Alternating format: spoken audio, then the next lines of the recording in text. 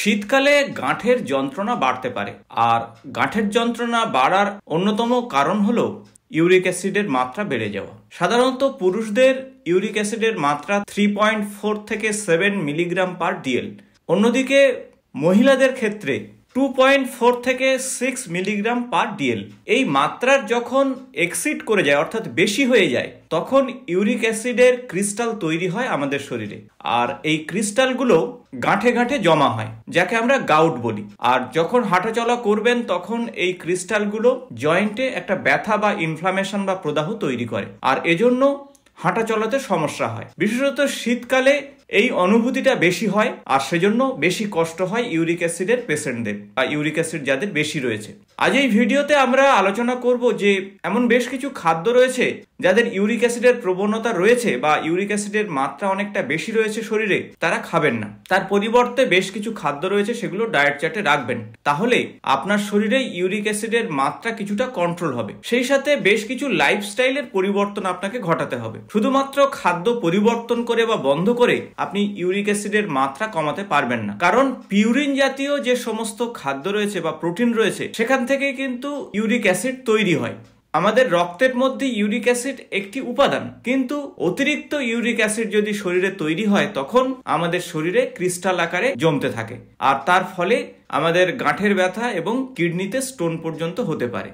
তাই আজ এই ভিডিওতে আমরা এই সমস্ত বিষয় নিয়ে জেনে নেব যে কোন কোন খাদ্য আমাদের ডায়েট চার্টে রাখবো এবং কোন কোন খাদ্য ডায়েট চার্টে কমিয়ে ফেলবো বা রাখবো না, সেই সাথে লাইফস্টাইলের কি পরিবর্তন ঘটাবো। তাই ইনফরমেটিভ হতে চলেছে ভিডিওটি শেষ পর্যন্ত অবশ্যই আপনারা দেখবেন। নমস্কার বন্ধুরা, আমি ডক্টর সুব্রত, আর আপনারা দেখছেন আপনাদেরই প্রিয় চ্যানেল সুব্রত হেলথ। চ্যানেলে নতুন হলে চ্যানেলটি অবশ্যই সাবস্ক্রাইব করে দেবেন, পাশে থাকা বেল বাটনটি প্রেস করবেন। ভিডিও ভালো লাগলে বন্ধুদের সঙ্গে অবশ্যই শেয়ার করবেন।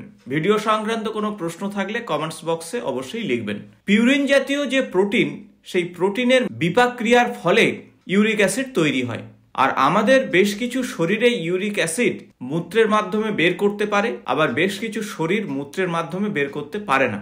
আর এই ইউরিক অ্যাসিড ধীরে ধীরে জমতে জমতে ইউরিক অ্যাসিড ক্রিস্টাল তৈরি হয়, যেগুলো গাঁঠে গাঁঠে জমা হয়।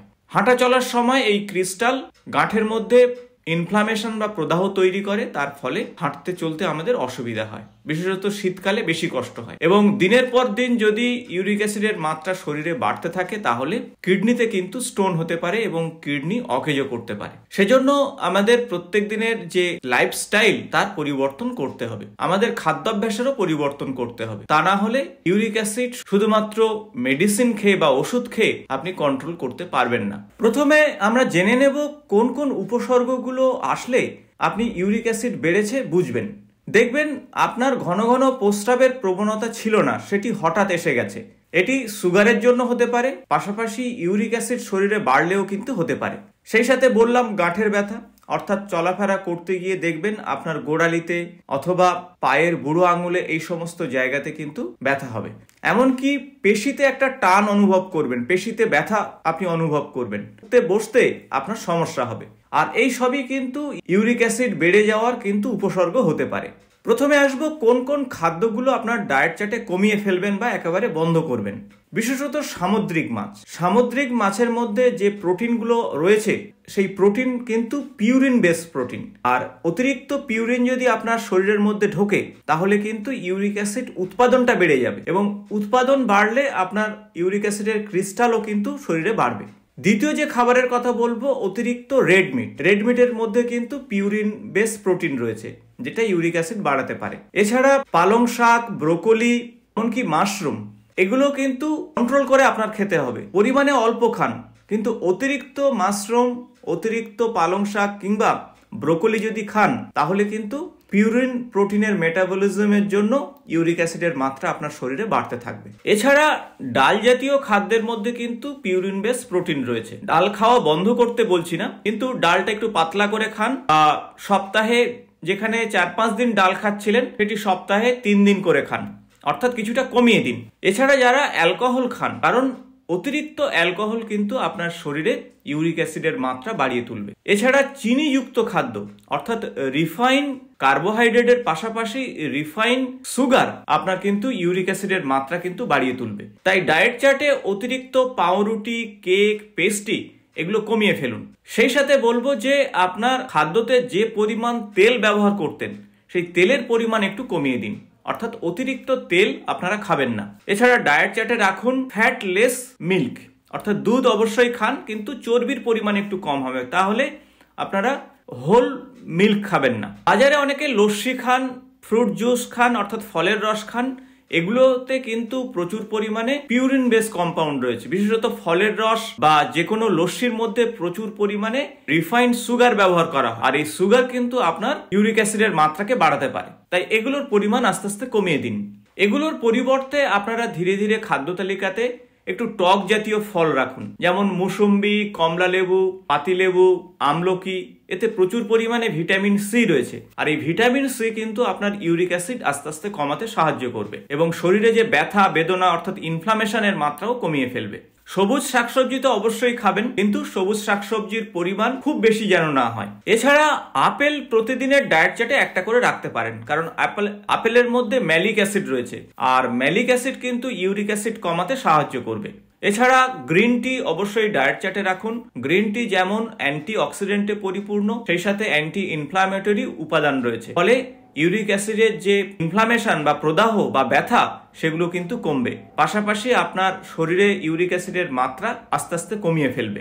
এছাড়া ইউরিক অ্যাসিড কমানোর জন্য ব্রেকফাস্টে আপনারা গোটা দানাশস্য রাখুন। সেক্ষেত্রে চিয়া সিড রাখতে পারেন, ফ্লেক্সিড রাখতে পারেন এবং ওটস আপনারা রাখুন ডায়েট চার্টে। ওটসের সঙ্গে স্ট্রবেরি, ব্ল্যাকবেরি বা যে কোনো টক জাতীয় ফল রাখুন, টক দই রাখুন এবং অবশ্যই মাথায় রাখবেন দইয়ের মধ্যে কিন্তু ফ্যাটের পরিমাণ যেন কম থাকে, তাই ফ্যাটলেস দুধ থেকে যে দই তৈরি হয় সেই দই ডায়েট চার্টে রাখবেন।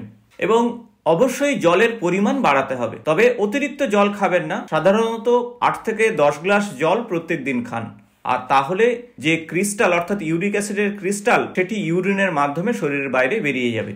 এবং যাদের ইউরিক অ্যাসিডের মাত্রা অনেক বেশি তারা দুপুরে ভাত খাবেন না, প্রয়োজনে 1-2 ওটসের রুটি খান বা রুটি জাতীয় খাদ্য খান।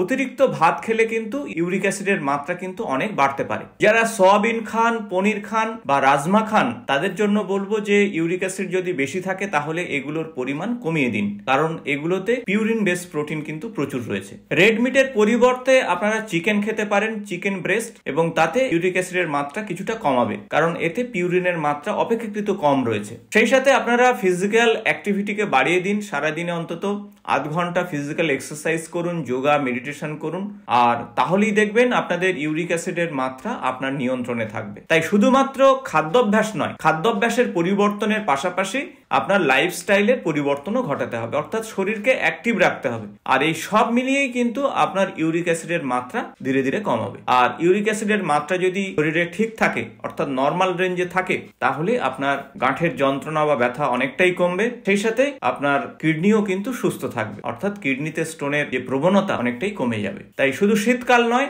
সারা বছরই সুস্থ থাকুন, স্বাভাবিক থাকুন, নিজের খাদ্যাভ্যাসকে পরিবর্তন করুন আপনার শরীর অনুযায়ী, আর এটাই আপনার স্বাস্থ্যের জন্য ভালো হবে। আশা করব ভিডিওটি ইনফরমেটিভ হয়েছে, ভালো লাগলে বন্ধুদের সঙ্গে শেয়ার করবেন। আগামী কোনো স্বাস্থ্য সংক্রান্ত ভিডিওতে দেখা হবে। আজ এই পর্যন্ত, নমস্কার।